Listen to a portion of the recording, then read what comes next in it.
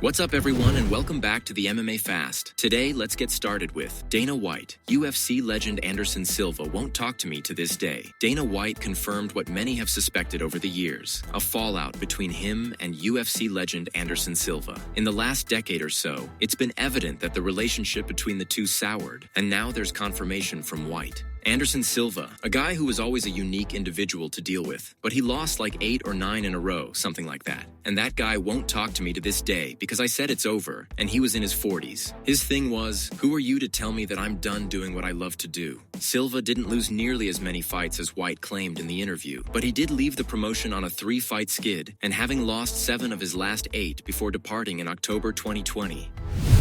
Conor McGregor's manager shares bold update on Irishman's fighting future ahead of UFC 329 comeback. Given the Irishman's extended layoff and injury saga, many have wondered whether UFC 329 will be his final outing in the octagon. The Irishman's longtime manager, Audie Attar, recently shared a positive update on the UFC superstar's future fighting plans. I could tell you he's looking to stay active. We're definitely looking forward to not only this fight, Max Holloway, July 11th, and then that next fight. And we're not going to wait a year, that's for sure. And then we'll see. I don't think we're looking too far ahead of things. We're just taking it one step at a time, as we should, because Max Holloway is a formidable opponent, and we've got to go and handle business come July 11th.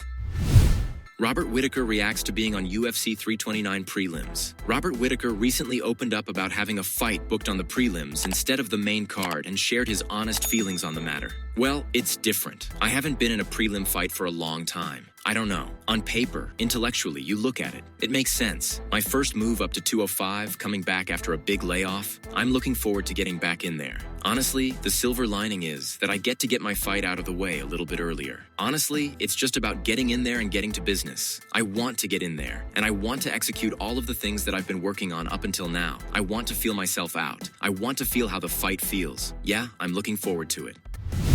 Stephen Thompson names one fighter he believes would be Islam Makhachev's toughest test. Stephen Thompson recently shared his thoughts on Islam Makhachev's toughest challenge at welterweight. In a recent interview, Thompson named Gary as Makhachev's toughest test in the division and said, "I think Ian Gary would give him a hard time. He's not afraid to use his wrestling. You actually see more of his wrestling than you do out of the other strikers. He's very crafty, puts his hands and feet together very well, and he's not afraid to go out there and wrestle. I do believe that he's long enough and lanky enough to give him a hard time. Ian, he's got great movement. Very hard to nail down in a spot. I think he would give him a hard time."